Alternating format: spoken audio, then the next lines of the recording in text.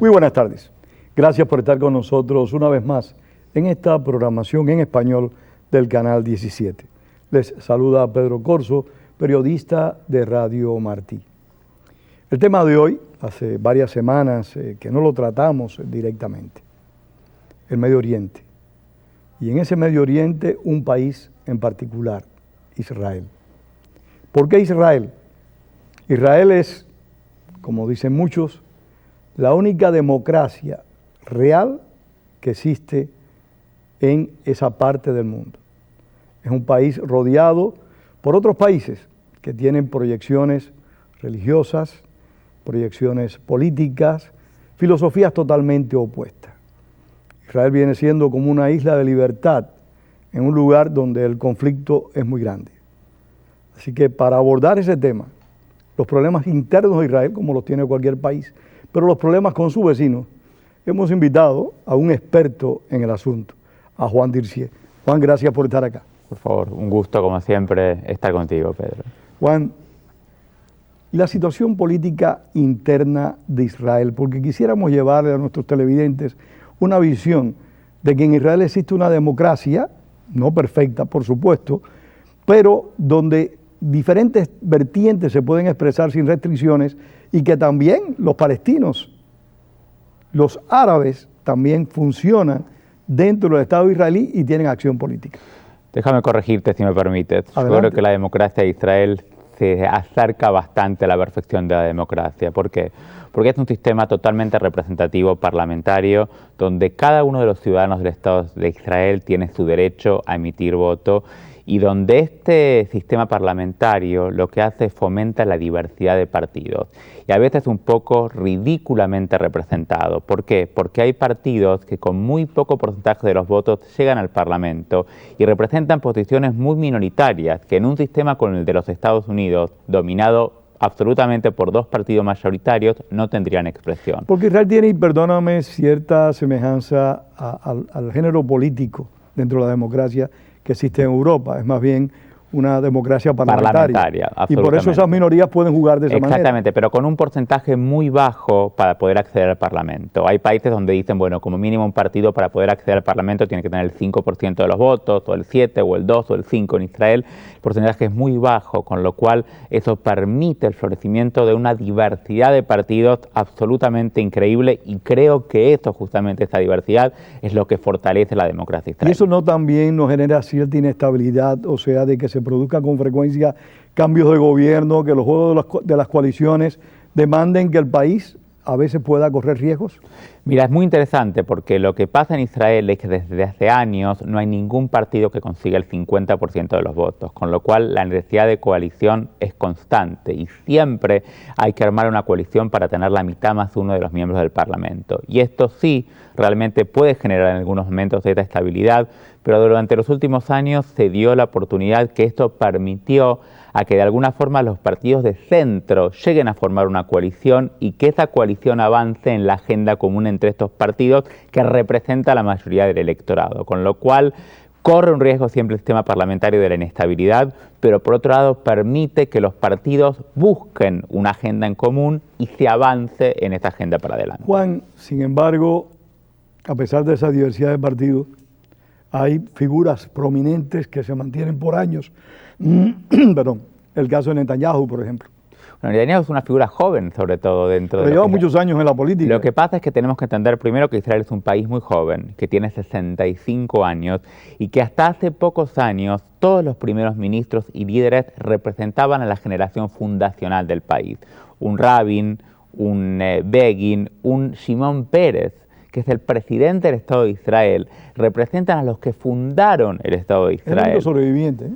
¿Perdón? Es el único que queda. Es el único que queda importante de esta generación. Hay otros no tan conocidos como él, pero es muy interesante porque esta gente que se dedicó toda su vida prácticamente a la política y tienen un respeto y un reconocimiento más allá de su partido político que es impresionante. Netanyahu representa a la generación joven que nació una vez que el Estado de Israel existía. Lo que pasa es que Netanyahu fue primer ministro cuando era muy joven la primera vez.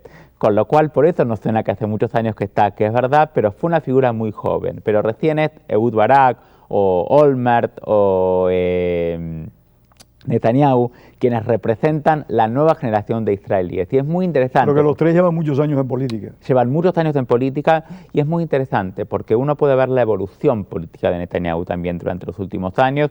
Uno puede ver cómo Netanyahu, que era una persona que en un momento no simpatizaba con el proceso de paz, hoy en día es una persona que está completamente convencida. Algo similar no ocurrió con Menachem Begin y algo similar no ocurrió con Ehud Barak, que ellos tenían posiciones totalmente opuestas y después evolucionaron. Es que tiene que ver con este sistema que hablábamos antes parlamentario, esta necesidad de generar coaliciones y de ir al centro y buscar una agenda en común. Y eso hace que personas que en un momento eran opuestos o opositores, en un momento decidan que es el momento de converger, de unir, de aunar esfuerzos y de avanzar en la agenda. Y Netanyahu, te repito, creo que es el ejemplo claro. Una persona que en otros gobiernos se lo criticó de que no estaba a favor del proceso de paz. Era calificado de un halcón. Y hoy en día es uno de los que más avanza y empuja por la solución del conflicto con la creación de un Estado palestino, algo que quizás hace 10 años atrás hubiera sido impensable. Y en su propio partido político, fíjate qué interesante, Pedro, en su propio partido político tiene mucho más cuestionamientos por esta posición política que lo que tiene en la oposición. Es lógico, porque él sintetizaba, simbolizaba una posición. Absolutamente, y de vuelta, esta necesidad de coalición hace que se junte al centro y que los sectores más de derecha de su partido no lo miren con tanto cariño como lo miraban. Juan, háblanos brevemente de los palestinos en la vida política, perdón, de nuevo, israelí. Hay que separar en dos grupos grandes. Los árabes, que después de la guerra del 48, cuando se establece la independencia del Estado de Israel, deciden quedarse a vivir en el Estado de Israel y se convierten en ciudadanos israelíes. Tenemos que entender que en Israel viven judíos, cristianos, árabes, drusos, beduinos, gente de distintas minorías. Un mosaico de religiones. Exactamente, pero que como ciudadanos del Estado de Israel tienen el absoluto derecho de participar, iguales derechos, iguales obligaciones de participar en las elecciones. La única obligación que no tienen es la obligación de ir al ejército, por una cuestión natural, que no se les iba a pedir que peleen contra otros árabes que eran parte de su misma etnia. Pero salvo la obligación de ir al ejército, tienen todo el resto de las responsabilidades. Muy interesantemente, hay partidos árabes israelíes que forman parte del Parlamento de Israel, que en muchos casos se niegan a reconocer el derecho judío del Estado de Israel. Y son congresistas, miembros del Parlamento. Es una contradicción de valores muy grave para esas personas. Son cosas que uno realmente, y por eso te digo que es una democracia que no es perfecta, pero que se asemeja mucho, donde una expresión de un congresista que, por ejemplo, no está de acuerdo con la bandera, con respetar o con cantar el himno del Estado de Israel. Imaginémonos en Estados Unidos si se permitiría algún congresista que cuestione el himno de Estados Unidos o la bandera de Estados Unidos. Y por eso creo que estamos hablando de un estado muy avanzado de lo que es la democracia en Israel. Sí, desde esa perspectiva indiscutiblemente es un gran progreso, pero también creo yo que es un gran riesgo para cualquier estado, porque eso posibilita un nivel de disolución y de respeto que se puede extender. Lo que pasa es que yo entiendo que si tú te pones a pensar, la población árabe israelí tiene el mayor nivel de educación que existe en el mundo árabe, el mayor nivel de desarrollo que existe en el mundo árabe, el mayor nivel de libertad que existe en el mundo árabe. Las mujeres tienen el mayor nivel de progreso a todos niveles que existe en el mundo árabe, con lo cual los árabes israelíes están encantados de estar parte del Estado de Israel, porque consiguen en el Estado de Israel lo que en el resto de los países árabes nunca pudieron conseguir. Entonces es muy simple la ecuación. Yo prefiero vivir en este país que me garantiza estos derechos como ciudadano, o prefiero vivir en un país como Irán, o en un país como Egipto, o en un país como Siria. Creo que la respuesta es muy clara. Ya nos fuimos ya prácticamente de Israel. Vamos a hablar del conflicto israelo-palestino. ¿Cómo tú lo ves en este momento donde con insistencia y el gobierno de Estados Unidos, que parecía que el presidente Obama no le iba a dar tanta relevancia al principio de su gobierno al conflicto palestino-israelí, y vemos que Kerry y en su momento la secretaria de Estado Clinton pues no salen o no salían de esa zona? Bueno, justamente en el mes de junio el secretario de Estado John Kerry, en la reunión anual de mi organización, del American Jewish Committee, fue cuando presentó el nuevo plan de negociaciones en Washington en el mes de junio, y su convencimiento muy claro de que había llegado el momento de madurez política en la región para poder avanzar con un proceso de paz.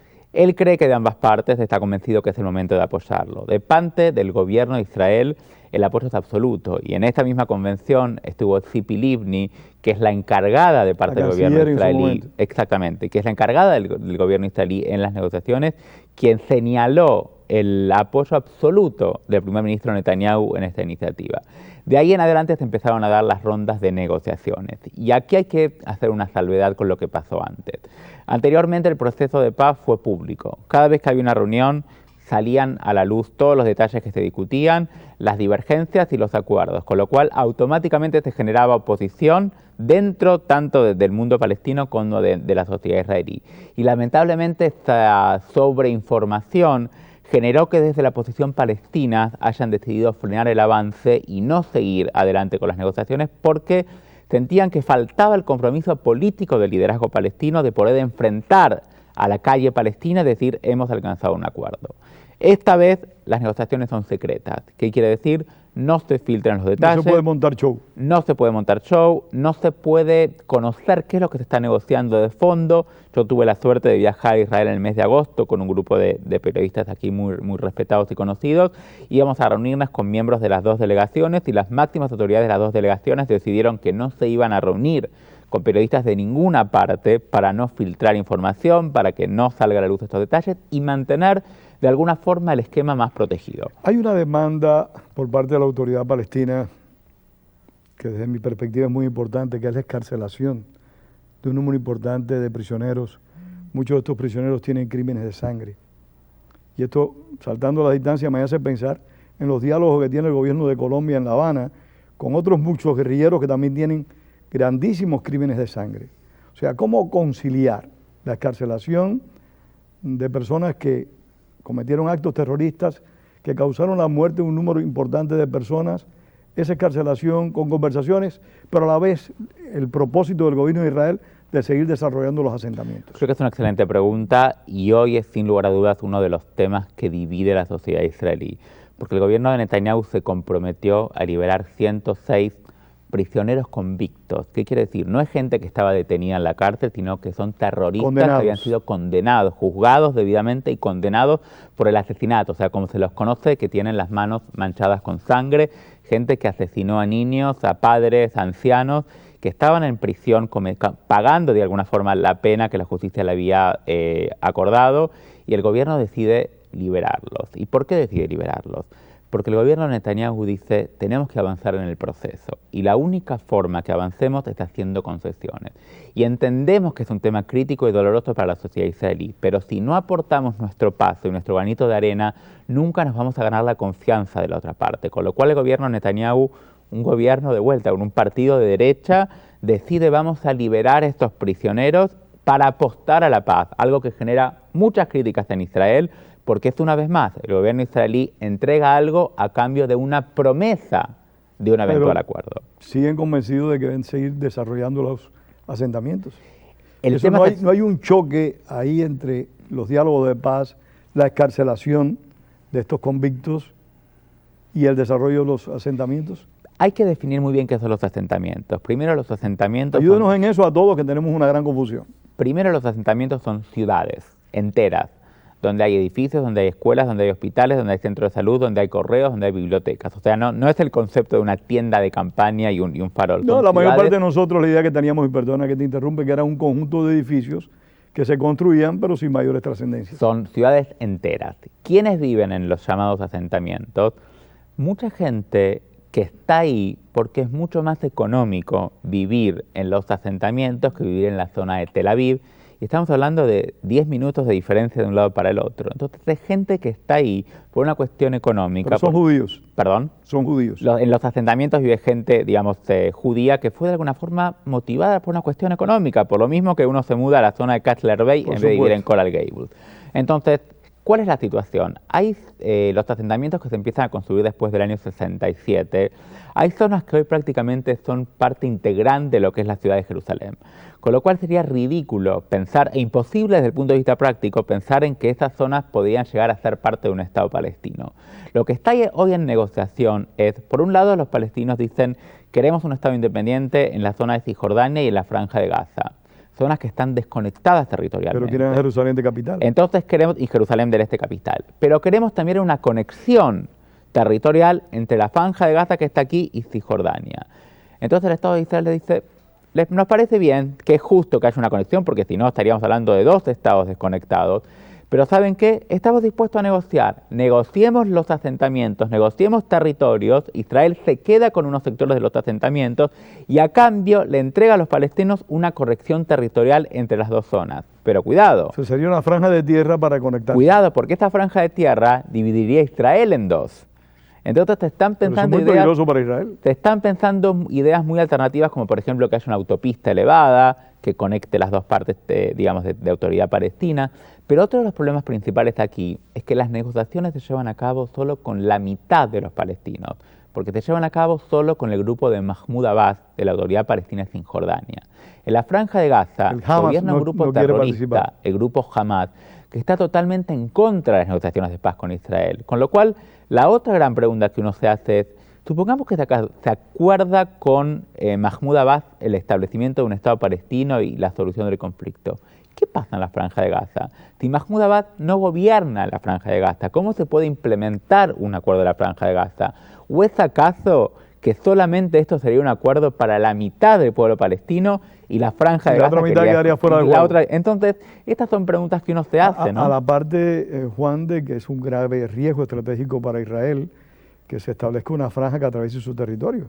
Un país tan pequeño como Israel, geográficamente hablando, pues correría un grave riesgo militar. Pero el israelí está apostando de vuelta. ¿Por qué el gobierno de Netanyahu libera a estos prisioneros a cambio de una promesa de una posible solución? Porque la apuesta a la paz es la prioridad en este momento. Aunque tú no lo creas, nada más que nos quedan 10 minutos. Para ti, para mí es una sorpresa. Pero bueno, vamos a ir, lamentablemente tendremos que seguir conversando este tema, si tú gustas, en otra oportunidad. Pero hay algo que nos ocupa mucho, o forma parte de muchas de nuestras preocupaciones, que es la situación iraní, pero también la situación con Siria. Algunos apuntan a que el gobierno de Israel disfruta de cierta seguridad con Assad en el gobierno, en el sentido de que Assad sabe que no se puede meter con Israel, que grupos extremistas de asumir el poder en Siria sí podrían incursionar en contra de Israel y entonces desestabilizar aún más la región. Primero, Assad es un asesino, un gobernante que masacró a su pueblo de la forma en que lo hizo Assad y que gaseó con gases a su propia población, es un asesino y como asesino no hay dictador detestable desde todo punto de vista. Segundo, Assad fue muy astuto y lo que hizo fue no atacar directamente a Israel desde Siria, pero Assad fue el que creó y que armó y que financió junto con Irán a Hezbollah en el sur del Líbano y a Hamas en la Franja de Gaza. Con lo cual, el que crea que Israel se beneficia con la presencia de Assad está totalmente equivocado. Assad ha sido muy manipulador en hacer creer esa imagen a muchos sectores del mundo. Assad padre y Assad hijo. Los dos, ambos. Y fíjate qué interesante. Yo estuve en Israel el día que salió la información que se había matado con gases a sirios dentro del país.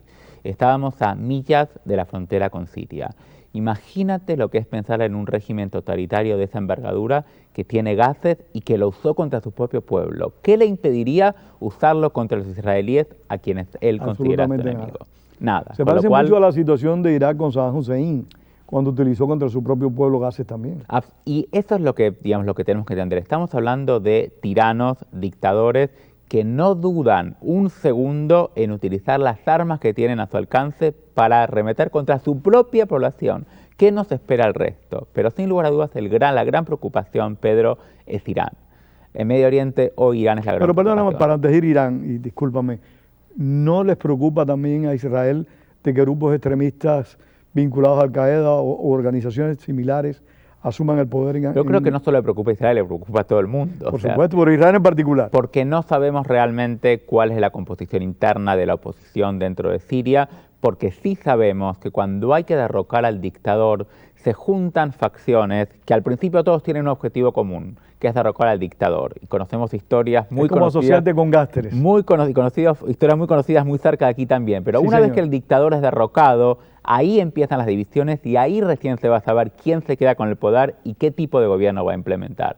Entonces, cuidado, hay que saber quiénes son esos grupos impositores, cómo están conformados y entender que el fundamentalismo islámico no se queda pasivo, sino que ve en Siria una oportunidad de tomar el poder.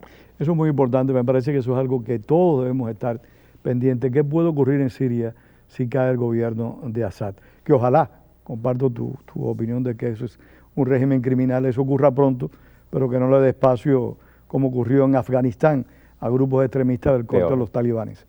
Ahora, Irán, que es un tema que lamentablemente nos queda poco tiempo, pero que sí es realmente una preocupación, en primer lugar para Israel, pero en segundo lugar para el mundo entero. Fíjate qué interesante, quienes hoy están más preocupados por Irán no es Israel, ¿no? Es Arabia Saudita, es Jordania, porque saben que para ellos es imposible vivir con un Irán nuclear, que es el enemigo acérrimo, que desestabilizaría la región. Sabemos que el poder de Irán químico, o de armas nucleares podría llegar a Europa muy fácilmente, y sabemos que el régimen de Irán es un régimen que ha utilizado la violencia y el fanatismo como su estandarte, su bandera. Las negociaciones todos estamos de acuerdo en que siempre una solución pacífica es preferida a una intervención militar. Siempre. Como dicen los abogados, el mejor pleito es el que no se hace. Siempre lo mejor es evitar el derramamiento de sangre. Y fíjate en Israel qué interesante, el ejército es obligatorio. Todos los muchachos y las muchachas de 18 años tienen que enrolarse en el ejército, con lo cual cuando el primer ministro decide atacar o empezar una guerra, tiene que entender que está metiendo a todo el pueblo en la guerra, no está metiendo un equipo profesional, son los padres ciudadanos comunes que están enviando a sus hijos a luchar. Es el primer ministro que está enviando a sus hijos a luchar. Con lo cual, cada decisión de ir en una intervención militar tiene que estar muy bien pensada y muy bien documentada por el gobierno para conseguir el apoyo. Entonces, cuando uno trata de evitar una intervención militar, es la prioridad número uno. ¿Qué pasa con Irán? Irán ha estado engañando a la comunidad internacional por años, ha estado mintiendo. ¿Tú crees que continúa engañándola con esa No me cabe duda, o sea, no nos cabe duda de que el proceso de Irán, no solo eso, Pedro, desde que las conversaciones empezaron hasta ahora, Irán avanza con el proceso de enriquecimiento de uranio, no es que se detuvo. Es como las guerrillas de la FARC, siguen atacando. Siguen avanzando, no permiten a la Comisión Internacional de Energía Atómica entrar a investigar, y la respuesta es muy fácil: si no están ocultando nada, abren las puertas de las instalaciones nucleares, permitan a la agencia internacional que entre y que fiscalice, y seguimos avanzando con la historia. Hace unos meses atrás, un alto funcionario del gobierno de Estados Unidos habló de que aproximadamente en un año Irán podía tener armas nucleares.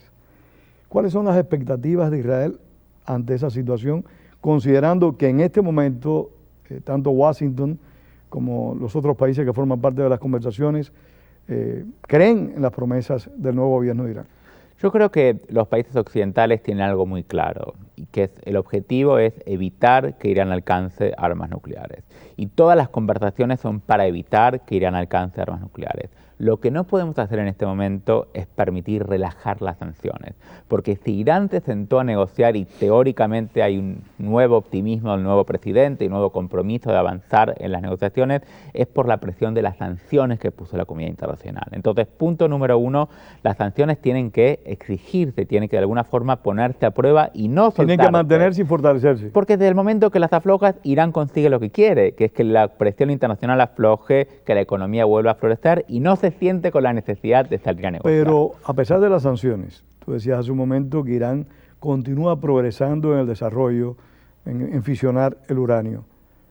¿Qué puede hacer Israel ante lo que puede parecer inevitable cuando no se aprecia por parte de sus aliados occidentales, en particular Estados Unidos, una decisión firme de actuar en contra de Irán?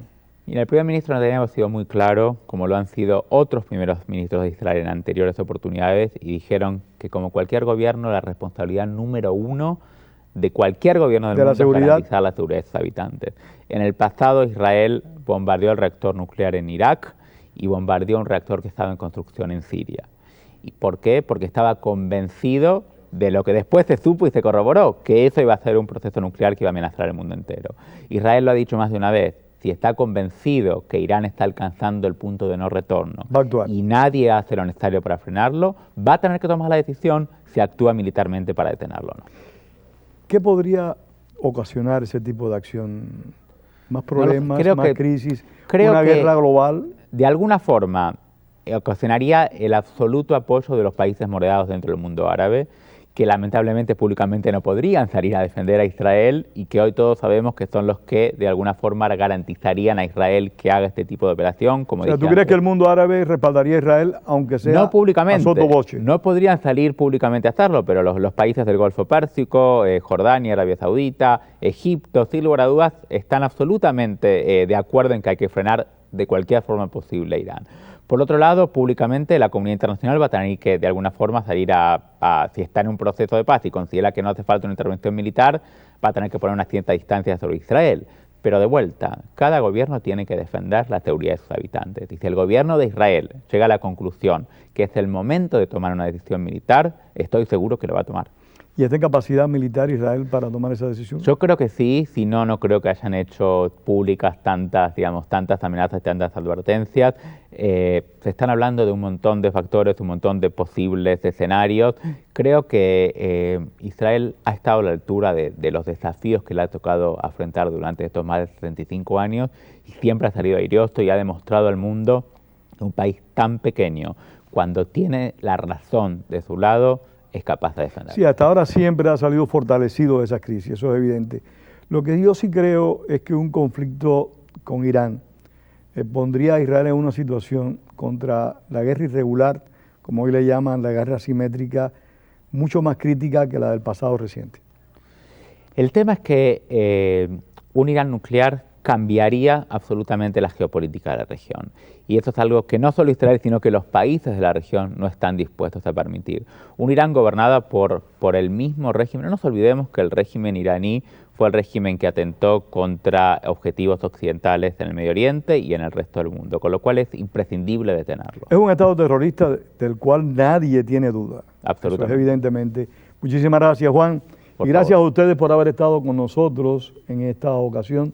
Les esperamos la semana entrante con otro programa que esperamos sea de su interés. Gracias a Juan Dirce por haber estado acá. El gusto ha sido para nosotros. Y ustedes tengan siempre presente, como decía el apóstol José Martí, la palabra es para decir la verdad, no para encubrirla. Tengan todos muy buenas tardes.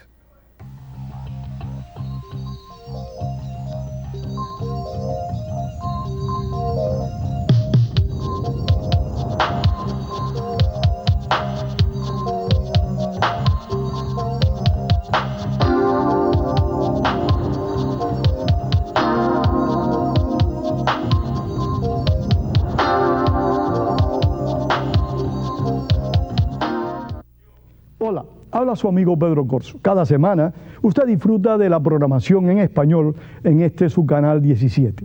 Esto no sería posible si no es por la ayuda financiera que usted le da a este canal 17. Envíe a este canal hoy P.O. Box 12500 Miami, Florida 33101. También se puede hacer en nuestro sitio web en wlrn.org. Muchísimas gracias.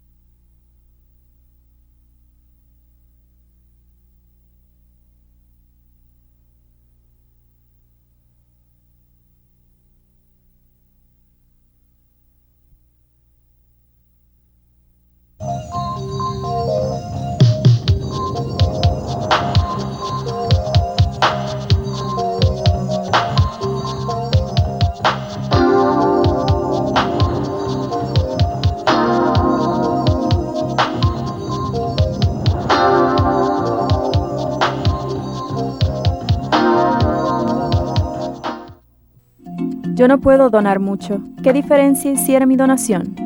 Mi donación nada más sería una gota en un cubo. No creo que ellos necesiten mi pequeña contribución. No es mucho, pero es lo que puedo donar. Yo puedo dar un poquito. Yo puedo dar un poquito. Yo puedo dar un poquito. A lo mejor pueda ayudar. A lo mejor puede ayudar. A lo mejor puede ayudar. Si va a ayudar, mira lo que un par de gotas hace. Haga su parte. Vaya a wlrn.org y agregue su donación.